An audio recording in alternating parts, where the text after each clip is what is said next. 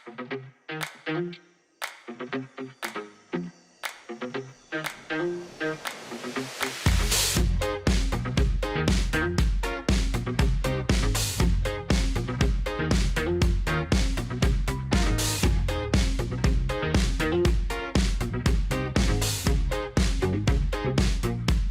are off and running. Ramon, how are you? I feel absolutely wonderful as we're taping this. It's a Monday, so I feel good, man. Hey, you know what? It's Mondays have never looked so good as they have in 2020, I think, or at least since mid-March 2020. Indeed. So, um, well, I appreciate you doing this. Thanks very much. And I'm glad you're feeling well because I'm feeling pretty good myself for a Monday. And we're recording this at the beginning of October of 2020. So that says something at this point. Indeed. So thanks, Ramon, for doing this. Everybody who's tuning in, you'll get to hear what Ramon does and why we're chatting today. But before we do, I want to thank you for joining us. If you're a new visitor, I hope you find this conversation interesting. And if you do, make sure you hit the subscribe button with the bell so you get notified. Yeah, exactly. Right down there. So you get notified each and every time a video goes up, which happens every Thursday. If you're a returning viewer, thanks again. And I hope you find this one as fascinating as some of the other ones. For those of you who don't know, my name is Sean O'Rourke. And when I'm not interviewing people on my YouTube channel, did you know that? Question mark. I am preparing companies to be hacked as a cyber liability consultant. Yes, that's what I do during the day. So Ramon, why don't you tell the fine folks what you do? Sure. I hope to never be hacked. I hope Sean and his wisdom for all the customers and everybody who he's working with, he prevents us from being hacked and et cetera. So that's one thing. But in a nutshell, Sean, I inspire and educate small business owners. That's what we do at Smart Hustle. We do that through our events. We do that through our community. And we do that through the content that we produce on smarthustle.com. And I work with the best brands in the world to help them better reach of these small business owners. Many of them, Sean, as you know, to some degree, they're looking for authenticity, credibility, to build their brand in some way. And so they work with Smart Hustle to help reach the small businesses that we educate. I myself, beyond our small agency, am a speaker, an author, writer, event producer. So that's a little bit about my world. And pretty much it's all day holding a phone in some way and saying something online. Pretty much what I do. Well, and that description sort of puts in a nutshell exactly what I wanted to why I wanted to have you on, because we are talking at the very beginning of essentially Q4 of 2020, which has been a difficult year for businesses, both small, medium, and large. And so we're going to chat about what businesses may not, maybe they want to do, maybe you don't think they should do, to sort of, one, get them through the rest of 2020, and two, sort of prepare themselves for hopefully a non-seismic 2021. So let's start with the first question here. You're a consultant, you're an advisor, you're a small business owner yourself. How are you looking at the world right now and thinking about what you're going to have to do for the next couple of months and then into 2021? Yeah, for sure. It's a big question. Sure. And I think that for me, I think what I'm looking at, I think a few things. I think is that, and I'll go back a bit. I remember when this shelter in place COVID hit, and I think we'll be saying that for a while. I don't think it'll be trite or out of place for another year or two or three, just like 9/11, right? Now, not in an irreverent way, many of us don't wake up in the morning and think about it as we did maybe X years ago. Right. So I think for the foreseeable future, we'll be saying that. To my point, I say that I had fear and angst. How will I feed my family? What will I do? Like many people did. For me, it was about the second or third week of March. Others, it could have been February earlier, but for me, it hit second or third week of March when South by Southwest was canceled on March 13th. And so that's when it hit me. I think looking towards the future, Sean, a few things. I really have never, that axiom, go where the puck is, not where it's at. Go where the puck's going to be, not where it is. I've never thought of that as crystal clear as it is in times like this. So that's really what I'm doing, Sean, trying to look at, again, our money comes from larger brands hiring me to do a variety of things, speaking and event production and things like this. So I'm trying to think, A, who are my current customers I have? What are they doing and how can I serve them? That's one question. And then two, What are the new things that are going to be happening, and how can I fit into that model? Let's take, for example, live events. As you may know, that's just one slice of it. Ramon producing events in New York and thinking, should we have a national tour? It's not going to happen over the next year. Let's pretend it could happen, but it's not feasible. Everybody's nervous and scared. Most people are. So point being is that I'm thinking, how do I maximize the world of online events? Sounds corny. Everybody's doing it, but that's my world. So that's what I would advise people, Sean, even, people who are not in my business, is that if you already have customers, what are they doing? What are their concerns? How can you fit in? And the new customers, what new customers could you have, if that's helpful? So to that end, let's take your current customer base or client base. If you were, let's say you were going into a small business or a mid-sized business, how would you what advice would you give them to try to help them maximize the current foundation that they have when it comes to their customers and clients, as opposed to, and then we'll move into the new phase or new customer phase afterwards. But what do you do to maximize your current get on your current client base? Yeah, sure. People who've already paid you money, that's the one measure of a vote. Already trust you to some degree, unless, Sean paid me and I screwed him over. It's a minor case, but I just want to disclose, say something like that. But generally speaking, I paid Sean for something, I trust him. So I'm listening. Sean, what else do you have for me? What else can we do? I've given you my $100, $5,000, whatever it is. So I think that's where to start. People who've already paid you for something, you have a starting point. So now it's up to you to think, hey, Sean, could I grab some lunch? Sean could have a coffee. Sean could have a phone call, and just listen.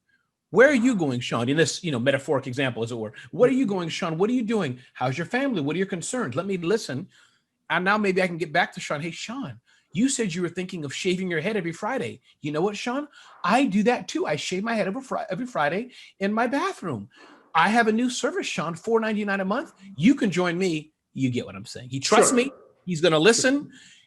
And that's kind of how I would do that. So start there, because, and my heart goes out to those that have closed their business, those that are out of work. So I do want to acknowledge those people that are listening to us, like Ramon. We're totally screwed and decimated. I hear you. Yep. Now you got to pick yourself up. And I don't say that crassly, but pick yourself up and think, okay, I got 5 customers who trust me. Let me just check in with them and find out how I can help, as our friend Adrienne Miller, as she would say something like that. Sure. And it's all about touch points and sort of strengthening of relationship, or to your point, the trust that you've already built because you've delivered on a previous one. And I just want to make reference to an analogy you made before. The fact that you brought up a hockey reference put you in a much higher stead with me than it did even before this conversation. So thumbs up. I was already in the number 10 group, but now there's like a secret group that Sean has that puts me in the 11. There's a secret group that references hockey as much as possible. So, okay, so you're going to build on the trust and the relationship with your current clients. And again, we'll expand on some of these as we go along. But new clients, new business, that obviously is the much tougher road to hoe, but some people have no choice. As we talked about before we started recording this, I've seen, or Combs and Company had a lot of startups come our way in July and August of 2020. People who've just decided they're going to take the world in their own hands. Right. So new business, not even for a startup, for an existing business, but they need to go. What steps are you looking at to do that? Absolutely. Sure. I'll use an example, and hopefully those listening can extrapolate this to their own needs. But let's take, again, my case as a speaker. I can do this kind of thing all day long in video, but I don't do high production video and Zoom screens and where it gets real fancy. Just last week, I didn't produce it, but I was part of something like that. That was pretty high end, remote. Me and others were in a hotel room with 4,000 people remote. Point being, that's an example of something that I could get into. Let's use you and I as an example. Sure. Hey, Sean, listen, I know Combs and Company's growing, blah, blah, blah. Would you like to not just do Zoom events, Sean, but let's hotel, blah, blah, blah. I can produce it for you, and we can have the Combs and Company Security Summit, bringing together 4 of the top security. You see where I'm going? Yep. So the new could be, we already have the trust or not. Maybe I don't know Sean in this case, but the point is I can up-level my skills with the bit of knowledge I have, meaning a little bit of risk, but you can up-level your skills. Then who can I find that may need that if that helps? So you have the existing clients, which we addressed, But the new, I think we all, Sean, have to up level, as I'm sure you guys are thinking, Combs and Company can do X, whatever that may be, and the audience listening knows you hopefully pretty well. But hey, Sean, talking to him as partners and staff, guys, we're already, for example, in websites. Could we do a website restructuring for design? I don't know. Right. That kind of thinking, just giving an example, we're already touching the website or already touching the router. I don't know. Could we reconfigure a security closet? Making it up, Yep, so that kind of thing, I would say, if it's helpful, matching what the new things you can do with things people are looking at. Well, and you're not saying sort of, pull a rabbit out of the hat. You're actually, to your example, you're saying, well, look, I've already got this foundation. I'm just going to add on to the foundation, as opposed to saying, well, I'm going to build an entirely new house over here and starting from scratch. You're not saying that. You're actually saying, look, build on what you already have and see where you can sort of upgrade your offering that way. Exactly. Because again, the match is happening, right? And this is, again, I'll mention 9/11, but I think this is a cataclysmic. Sean, I like to use big words and I can't always use them. I like that word. Correct me. You like that too? So this is a cataclysmic change that everybody's nervous. This means Sean and his company, they're doing new things, figuring things out. Okay, we got to get 100 bottles of spray, making it up. They're in the same exploratory, looking to pay money to others. So now who's over here that can do a little bit new and say, hey, Sean, yeah, listen, we're a cleaning service, the ones you've seen every day around the corner. Yeah. How can we can now do this? So that kind of match, cleaning service and providing 100 bottles of whatever to Sean, not too far away. And Sean's looking right now for that help. He's like, I got to do these 10 new things this last 6 months. What company can help me? Yep. And look, I'm sure you've seen it as well. That's an actual real world example in 2020 are the cleaning services. And we're most familiar, obviously, with New York City, but the cleaning services have just gone through the roof. I mean, everybody's starting one to a certain extent. Everybody's looking to get that edge. Well, we've got this. We use infrared or ultraviolet. Sorry, not infrared, ultraviolet cleaning solutions and as such.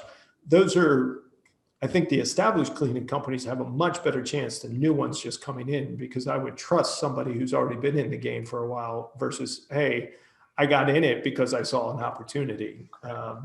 And I don't want to go too far off my expertise here, but the economies of scale also work. Just again, everybody listening, work with me here, extrapolate a bit. Sure. But is that I'm already bringing 5 guys and gals to office building X here or in Austin and Carroll, South Carolina, wherever. Is it that much more for me to have them do 2% more, if you follow me? Yep. And then I charge 200% more for it. Kind of getting out of my edge, but I know you kind of get what I'm talking about. Well, and I think to your point, the audience has to, all the viewers have to realize we're not talking specifically to you. We can't, because we don't know who you are. We just know we're talking to each other at the moment. But I think there is a way. And I think it goes against a lot of things that people are thinking that they need to do, that they're thinking they need to retrench. And I think what you just said is actually, no, what you've got to do is you've got to expand. Right. That's exactly right. Expand. And then, because I think, again, it's not a fine line, as you said, a lot of things we were doing, we can't do. That's canceled. However, we can probably edit, refine, open our eyes a bit more to do new things and find the match for the company that's doing the exact same thing. This has changed all of us. Airlines, right? Just as an example, business example, they're going to have, I guarantee, I don't know if you've flown, I haven't flown yet. I have. Okay. So I could be wrong. If I'm wrong, correct me, live on air, as it were. But exactly. I bet they're doing 10 new things that Sean never saw 8 months ago. He walked in, there's a new person, a new uniform. Hi, my name is Jenny. My job is to do whatever. That's only going to increase. So can your company find that mode, whether for the airline or the cafe down the block? That's what we're talking about. Sure. So you do, and I want people to understand this. You work with small businesses, but one of your chief services or roles is that you actually work with large enterprise companies who want to reach small businesses. That's right. So let's flip that around. The big businesses want to reach the small businesses for X. But then how does the small business sort of make themselves visible, not only to the big businesses, but to potential new customers without necessarily going into a big marketing budget, a big advertising budget, of which a lot of small and mid-sized businesses don't have right now. Yeah, So yeah, sorry, go ahead. Nope, go for it. I was going to say, I'll give one. It's only anecdotal, Sean, anecdotal. And it just opened up a month ago, at least in my feed. And I'm not going to go all too social for those who are like, Ramon, yeah, we know you social media. But I'm telling you, I found what Sean's doing is, that's a side issue. We can talk about that. But what Sean's doing, interviewing people. But LinkedIn stories. Try it, everybody. The new LinkedIn stories that just launched. That's right, man. What, within a week, 10 days of us recording? That's correct. I'm telling you, Sean, I find that it's to test yet, but where LinkedIn, where Facebook stories, Instagram stories, I'm saying this joking, where Sean, his cousin Betty seeing me, my grandmother got on Sean. Oh, who's that cute boy, Ramon? Okay, neither Sean nor I care about those people.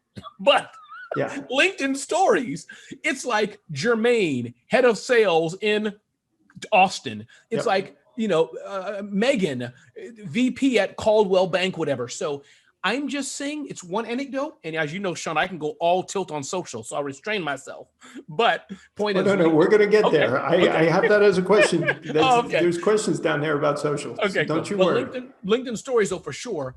I'm, as a tip, and my recommendation as people are using it, I had some granola here, Sean.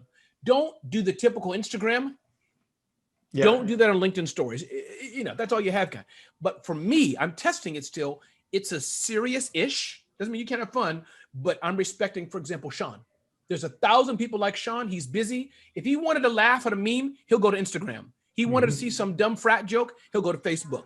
But if Sean's on LinkedIn, as of today, Ramon said 3 ways I can sell better. Let me check it out. So if that helps what I'm trying to say, Sean, I keep mine kind of clean once a day, once every other day for now on LinkedIn stories, but I'm seeing people's titles and names. That to me is much better for our needs, right? Than the other networks. Well, and the audience that we're talking to, this is a business focused conversation, even though we will get into social media and all the platforms and whatnot, because they do all serve sort of a business role depending on how you use them.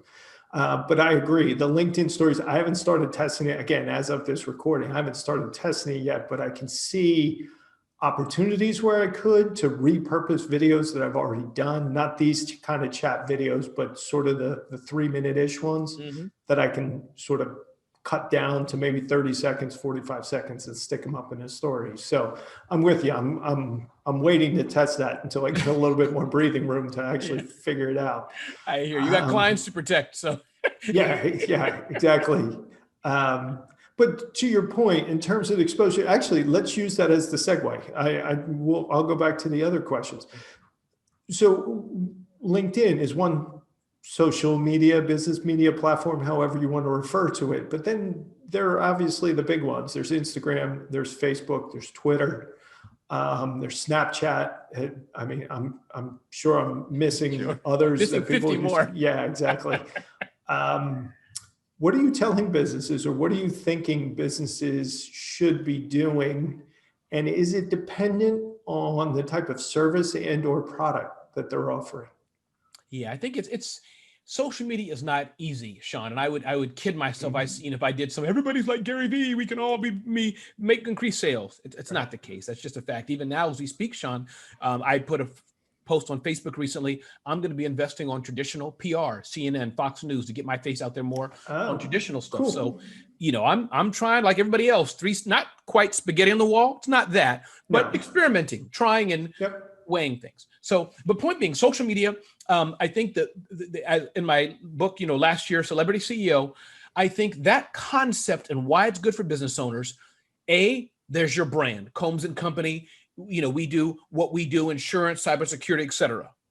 If Sean chooses, and I know he does choose, but it depends on, because I respect how everybody runs their business, you may want to be your face of your business. Hey, I'm Sean. You know me, cybersecurity guy. It's not going to be all doom and gloom today. Don't worry. Where everybody associates Sean with the cybersecurity guy in one of our mutual networks. He is. That's all he consistently says. We know when Sean speaks a tip, advice, or something on, we can do it. Cybersecurity. Yeah. So the point being, social media It's not going to be a quick thing per se, but after 3 months, 6 months, a year, we're being consistent. Hey, hey, hey, tip, tip, tip. Quoting Gary Vee again, jab, jab, jab, right hook, book behind me. That's where people begin to notice. Sean said for the 17th time, here's 3 reasons I should have security. Sean showed me the 5th business owner that got screwed because a hacker did it. And then instead of, fixing it for 20,000, they ended up having to fix it for 2 million. I'm making all this up. Sean didn't say it, but actually, it's very true. Okay. Thank you. I just wanted to give full disclosure. Almost verbatim in some right. instances. Okay, good. So my point is, after a while, you're going to be known in your community, be it locally or be it in your segment, as the go-to person. Yeah. And as Seth Godin says, Sean, Combs and Company, nor could Smart Hustle. We couldn't handle all the business in the world. Well, maybe Sean could. He's scalable. No. I don't want to. Okay. Point being, though, all we need is X number of leads, X to convert, and I'm living a happy life, if that makes sense what I'm trying to get to. Sure. So what is consistency on social media? For me, here's my breakdown to get a bit tactical. On Twitter, I think you can be in fire hose. I think if you're going to use the power of Twitter, use hashtags and photos and visual. It's a mess. It's a petri dish of stuff. Yeah. But Sean, 4, 5, 6, 10 times a day, I tweet quite a bit. And I think my tweeting is pretty good from what people tell me. There's very little noise. I think noise to signal ratio, something like that. It's pretty much everything is, articles or Washington Post, New York Times, whatever it is, article comes up, NFIB, National Federation of Independent Business, has a study out. I'll put a quick, sad how many small businesses are failing. Glad to see them rising. Space, NFIB survey here. Things like that, Sean, is how I've gotten my almost 30,000 followers. So that's for Twitter. Instagram, once, twice, 3 times a day. It's kind of engaging. It's a Ramon. It's a bit personal. Okay, I'm going out for a jog. I haven't been out for a jog or whatever in a week. But people like it. People who like us on a slightly less than business level. Facebook. Let me please pause right there real quick. Instagram, would you put it on your feed or would you put it on the story? I do both. I kind of mix everything, man. I kind of mix it all. Do you repurpose the same materials and put it in both places, or is it always new? See, Sean, now you're asking like some Wolf Blitz CNN tough question kind of thing, man. Sorry about that. No, I'm just teasing you, man. But no, here's what I would say. So if it's a constant just repetition, hi, Sean, good morning, reposting. For the next week, people who follow on both are not. But here's what I do. On my stories, it may be similar-ish, but you'll find unique content. I think if you look this morning, as we're taping it, whatever it is, you look at it, you'll see my Facebook story. Hey, good morning. I hope you're well. Oh, my tooth aches today. It doesn't, but say that. You'll see my IG. It's a good morning, but I may say, shh, don't tell anybody. I didn't iron under my vest today. So it's good morning. By the way, that's what Ramon is famous for. Very famous for is wearing the vest. Yes. Very stylish man. By the way. Thank you. And by the way, I will say good morning on both is what I'm trying to say. Yeah. But I do spin it up because I respect that. And again, you also have to look at where you want to go. So I must say, taking a company like Combs and Company or others who may be on a little higher growth, I wouldn't say real business. I don't mean to say that, but a bigger business, a little more deal flow. You may want to just pick one platform. Yeah. As you know, Sean, my kind of book of business, it's centered around me, Ramon. So I have the flexibility, I think, latitude. I can play a bit more than if I was trying to be, the porcelain ware company, selling the shop right, if that kind of makes sense, what I'm trying to say. No. And I think that needs to be distinguished for people. There's a big difference between being a service provider and being a product provider. And I'm kind of with you on there. So let's focus on a product provider, porcelain, the bowl you just held up. Do you think a single platform is a better way to go? Or do you think ubiquity is necessary, or does it depend? Are you a startup? Are you a more mature company? Yeah, I think it depends. I think for product though, again, and maybe there's a third level more, but we can get into that. But I think that for me, I think if it's product, then you need to, speaking to those people, it's all SEO, measuring your platform. If you're growing, you could be on Etsy, Amazon, eBay, and wherever else you want to be. So sure. Literal product like that. But I'm more so also, Sean, meant, let's say Ramon, the solo lawyer Yep. versus Ramon, the owner of a 500-person law firm. That's kind of what I meant. Ramon, the solo lawyer, you may want to be all around and measure it, but Ramon, the 500-person law firm, yeah, focus on LinkedIn and pick one other and test, but dive all in, meaning you don't have to feel you're a 500-person law firm. Okay. Snapchat, Twitter, Pinterest, focus. Be the source of knowledge on whatever you want to be. That's what I'm trying to say. So if you're, so in your estimation, if you're smaller or less mature, let's say you haven't been around as long, you have the wherewithal to go across all the platforms and play. And you think if you're bigger and more, and obviously you've been around probably a little bit longer, your advice would be to sort of focus and pick maybe two. Correct. And you always want to focus, but the reason I switch it like that, and again, if somebody came with an example, hey, Ramon, one of the comments, people, and please do comment. I hope people are commenting. Oh yeah, absolutely. Okay, good. I may, beg to differ with an exact one, but I guess the reason I say this, because then you can put advertising, you have the money to do some other stuff on it, and you can just drive everybody to it, but if you're smaller, you wake up in the morning, 10 minutes, you can do three stories across 3 platforms. And I don't mean your time is any less or different than a bigger brand. Nope. It's just for me, my gut, it feels different, Sean. Me trying to do a Snapchat, that's another thing. But, especially IG, Facebook, and LinkedIn, because as Sean, the business owner, metaphorically, the business guy on LinkedIn, at home with popcorn with his kids, he's scrolling through IG. I want him to see me too. Hey, not saying, hey, Sean, but hey, going out for a jog. Can't wait to serve our legal clients tomorrow. I want Sean to see that a few times a week, because when he puts his suit and tie back on, who's that guy, Ramon, again, the jogging lawyer? Feel me? So that's kind of the jogging lawyer. I like that. Thank you. Well, I mean, look, to put it in a little bit of a nutshell, it's the difference between being seen as a business person and as a human being. And so let's be honest, a lot of times we tend to forget that, or we forget there is a human element to all business. Correct. And so if you can get them to like you, that'll make your life so much easier. Correct. And let me say why I argue with myself to a degree. I'm just going to take you, Sean, as an example. Yep. And I got this kind of from Seth Godin about something else, but related.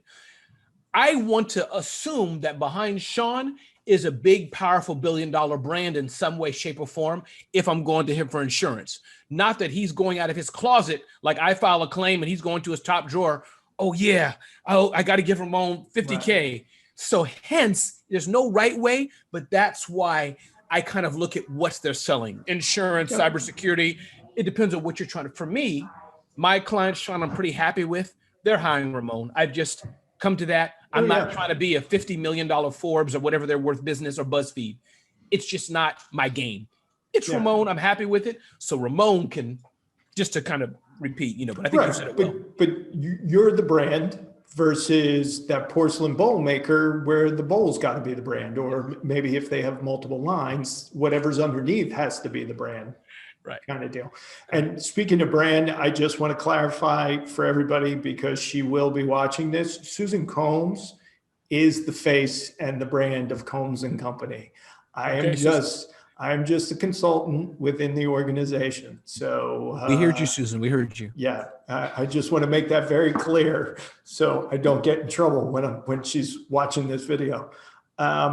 Okay. So we've gone over some points. We've gone over some to-do items and whatnot. How do you get people? No, not wrong way to phrase it. Actually, no. How do you make people not be afraid to take these steps or to take these chances or to do something different? Yeah. It's tough, Sean, very tough. And let me know if I'm not answering the question exactly, but I'm going to answer it how I'm hearing it. Yep. A friend of mine told me a few weeks ago, we've been going through a thing where he's like, Ramon, I'm just not all into this video and personal branding stuff that you are. And I respect that. So this could be kind of that person. He's now out of desperation seeing it. Ramon, I think you're right. I could be doing a Zoom class or stuff like this from home. It's new for him. So to those of you listening and have been afraid, those listening who may not have liked to get on camera, those listening like Ramon, I don't want to hold those listening and concerned about this one. Sean, great question. I respect you. I get it. Everybody's not me or Sean, just loudmouth people get all out there. I respect that. Yep. My encouragement to you is just consider what if, especially if you're struggling and you're trying to get to the next level. You've been listening to Sean, you've been listening to this great, broadcast, video, and et cetera, and you're scrambling. One thing, and if you're not going to do advertising, if your word of mouth is not going up, if you're not going to spend money getting on Oprah or CNN or ESPN, whatever you're doing, that's another way to get it, right? Sure. You're going to attend a ton of networking groups, 10 a day and do that whole funnel, which is hard. Hey, can it hurt for you to try once every 2 days, holding your phone? Hey, this is Jeremy. I do XYZ. One tip about XYZ is A, B, C, D, E, F, G. Thanks for watching. Have a good day. End. Trying that for 3 months. Doesn't have to be every day. You could, but once a week, whatever you want to measure is, you may find something happens good to you. So that'd be my help if that's, what do you say, Sean? I'd be curious, but what do you say? Well, I mean, look, let's be honest. Talking to this fisheye is hard. Yeah. I mean, this is not natural. This is not a natural thing to do. It's actually kind of stupid sometimes is how it feels. But to your point that you made before, you're trying to humanize yourself. And one of the ways to do that is to show people who you are. Right. And unfortunately, you have to talk to the camera sometimes to do that, because you could do 10 networking events right now, virtual events, because obviously not all states are allowing the in-person ones. Nobody's going to remember you. Because on these virtual ones, what I've found out is that new people have such a harder time getting remembered than the people that folks on the call or whatever it is already know. Yeah. And it goes back to time, right, Sean? I mean, you have a limited time. So that's why for me, you'll hear me, Sean, some people, when they interview me, they press me, Ramon, I want to answer. Few things will I say it's this way or that way. Not trying to be cagey, I think is the English word, because I can't, Sean, he got his way, maybe he's not well-spoken. Maybe he is, maybe networking works. So I think we're not saying quite right or wrong. We're just encouraging you, especially those of you who are like, it's not for me. I'm not going to get online. I'm not going to do video. I think Sean and I, correct me if I'm wrong, Sean, are saying, if you're having issues, especially, and you don't, try it, because this humanizing your brand, it works. Yeah. And you don't have to do it. Like, I'm not on Facebook personally or professionally, not on Facebook. Personally and professionally, I'm on Instagram. Personally, I'm on LinkedIn, and personally, I'm on Twitter. Yeah. And now I'm thinking of getting rid of my Twitter because, to your point, the kind of platform that it is, I just don't think it works for what I'm trying to do. But that's just me. But you have to give it a shot, and you have to give it a real shot. You just can't go on there, to your point, and post once on Twitter and say, well, I tried, nothing happened. Look, Sean, nobody saw this. I post it once a month. Nobody liked it. Well, that's because, have you seen a feed on Twitter? You've got a lot to crawl through. So how do you, or what tools, let's talk about that real quick. Just easy, maybe inexpensive. Again, to your point, you're not doing high production stuff. I mean, we're recording via Zoom. I use an editing software to sort of add on some graphics so that people aren't just looking at us and two black bars the whole time. But what tools do you use, or would you recommend to a small business to sort of get them jump-started? Yeah, sure. I think at the very least, of course, you have your phone, which is good. Have a phone. It's good. One thing, I think I have clothes on, so I'm just going to do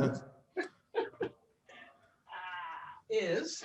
And now, just since you asked, it's simple. And by the way, there's 1,000 tools. I know you know this, Sean, but just those listening, 1,000 tools. So I don't want to overwhelm you, but if it helps, this is a little tripod that you could have. It's kind of, you can move it like this. You can put this on your desk, carry it around with you, have it outside and hang it over your railing or whatever. And this here I'm just showing because people may be interested. This is just an adapter. I'll unscrew it a little bit. I don't want to take too much time, but your cell phone can go on this. Okay. So that's kind of a start of some simple tools. As far as the software tools, you don't need much. I do think a little bit of light editing is good, but Sean can get to that in another episode. He can point you to tools in the show notes. But really, your phone, Sean, for those starting, that's your best tool, as you know, man. You just do a nice video.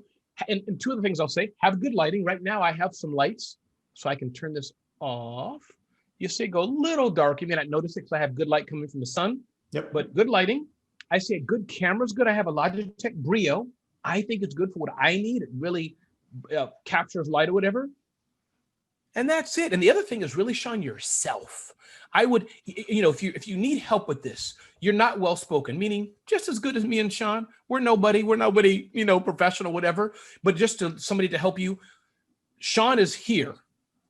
I'm looking at the lens. That takes a little bit of training if you're not used to it, because you want to go, yes, Sean, yes, Sean. You can see how the difference. So look at the lens. It takes a little bit of training. Yep. And get people to help you, especially if you're doing interviews, interviewing sound bites, or just be empathy, a human, because sometimes, it depends on who's interviewing and how.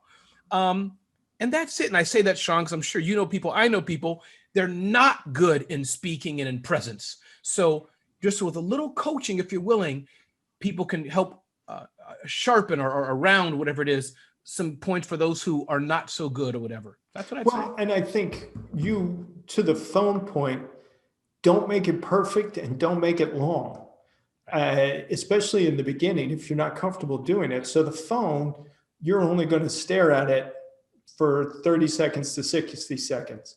Don't make it perfect. If you slip up on a word, just keep going.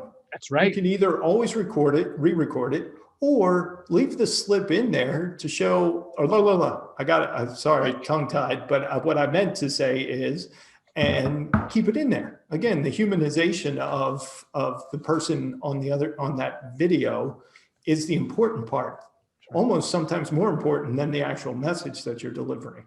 That's right. Absolutely. And I think that people forget that again. And I know Sean doesn't mean this. You don't want to go the opposite and just be totally bumbling and people can't see you, especially, or hear you. Your camera's falling. You got ketchup on your shirt. Yeah. But I mean, to Sean's point, and one tip, I'll just echo what Sean said as far as the production. Hey, my name is Nancy and I'm excited to be here. I forgot my last name. Who could believe it? But listen, let's go on. We're talking about real estate news. I'm glad you joined me. Sean, a smile goes far. We're all imperfect. And like I did that fake recovery. You stumble. And if you're doing it a lot, sure, edit it, whatever. But again, we're not telling you exactly how it has to be. But the big point Sean made, you're right, Sean. Don't worry about being perfect, because none of us can be. You just can't do it.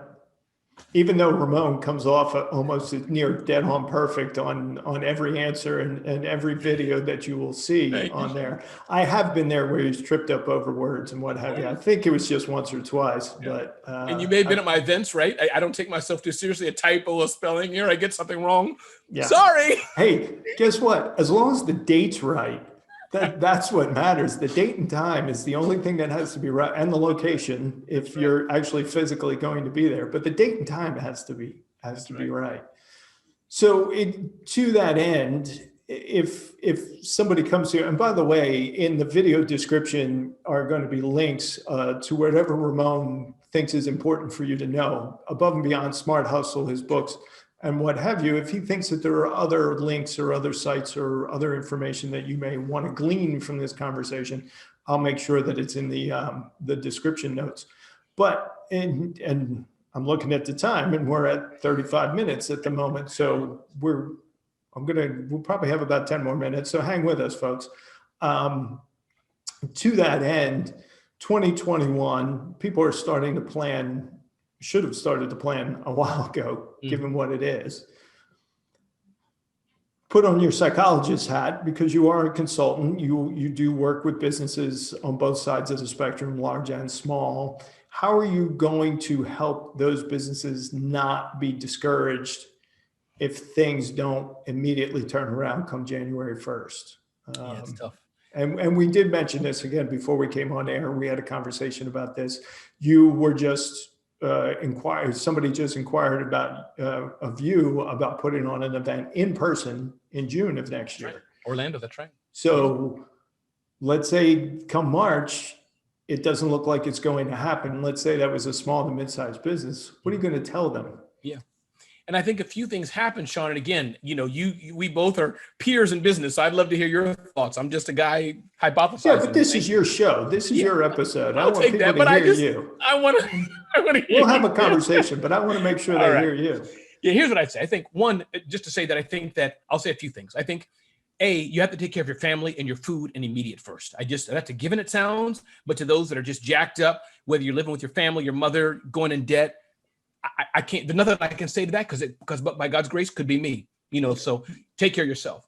But for those of us that are still moving along, however slowly or quickly it is and have revenue, I say, listen, I'll say what I said before, and it's a different way of saying it. My best advice, Sean, keep in touch.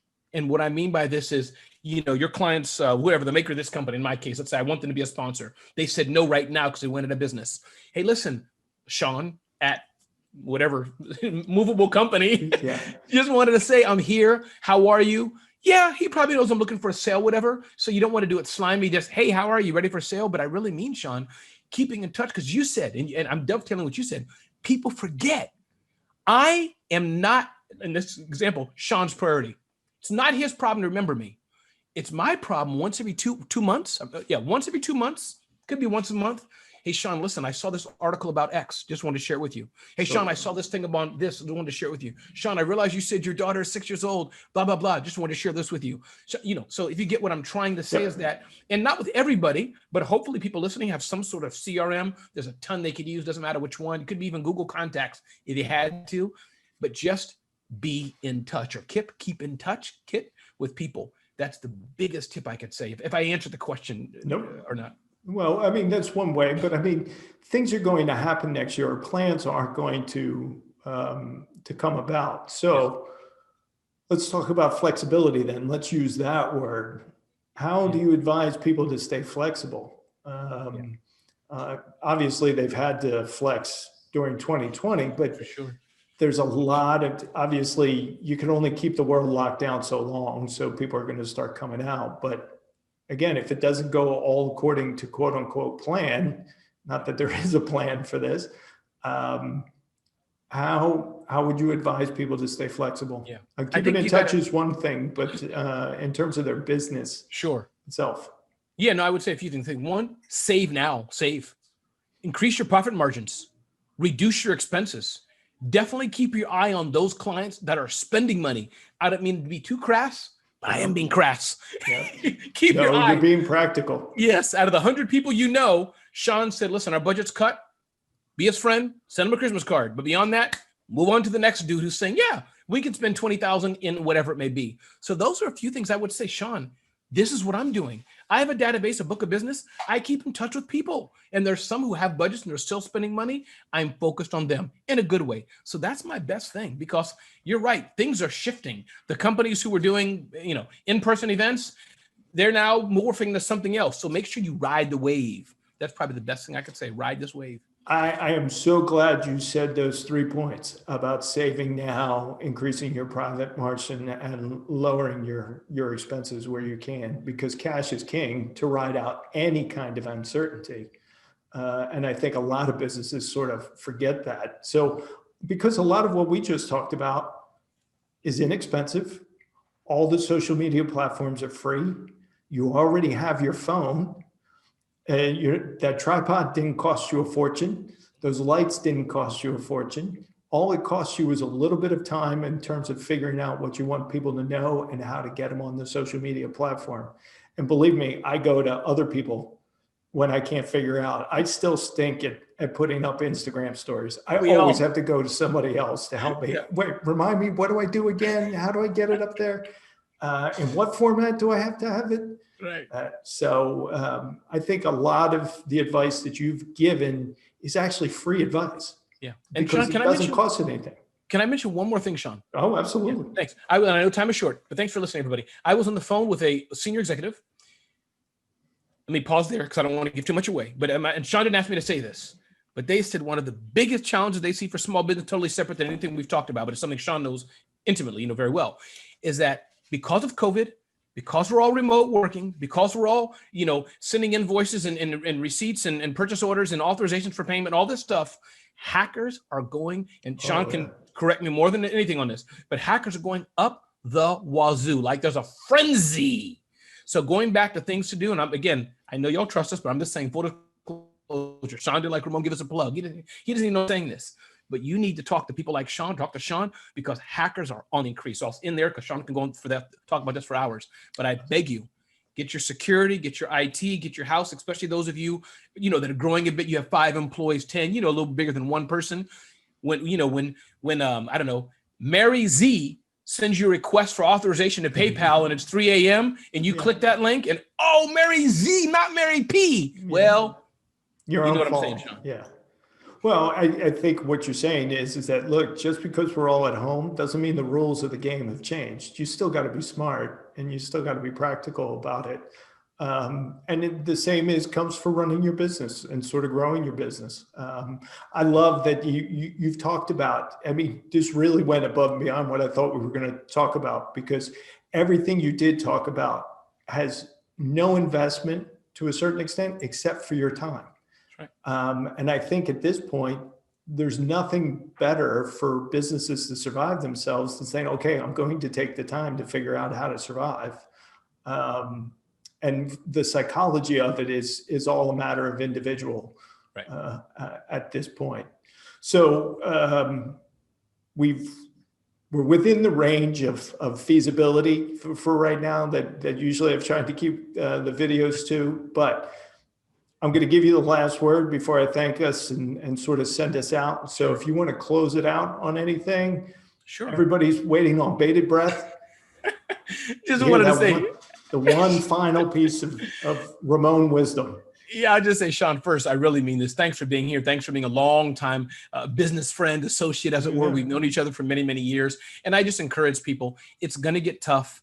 It may get worse before it gets better. I think the last thing I'll say is fear. I've had fear. We all had fear. I'm assuming Sean has had fear. We're all scared and anxious. But I think the difference, Sean, is what we do with it. And I choose to not sit in a corner rocking with my fear. I must take action. Even if the action I take at some point is a bit wrong or off, then I can recalibrate. So that's my one thought. Not tip like I'm some guru, but just one who's been experienced it. We all are scared, all of us. But what do you do with it? Let's be honest, as everybody has probably realized, Ramon is not a shrinking violet at all. So I think your inherent nature is never to sort of do this, but it's to do this and to go forward, which is why I wanted you on this chat about this, because I think it's important for people to realize that to your point, you don't have to live with that fear. There are things that you can do. Thanks, Sean. No, thank you. So that was Ramon Ray. And again, a lot of details are in the video description about Smart Hustle, about Ramon's books, about what he does, and his LinkedIn profile. Believe me, you want to follow him because he gets it right more times than not in terms of what businesses can do to sort of make themselves successful. So thank you very much, sir, for being on Did You Know That? ? I want to thank everybody for tuning in and watching this episode. Again, if you liked it, make sure, and you haven't already done so, make sure you subscribe with the bell, because new episodes will go up every Thursday. And until next time, Ramon, thank you again. And you and the family be well, okay? Be blessed. Thank you. Okay, I'll talk to you soon.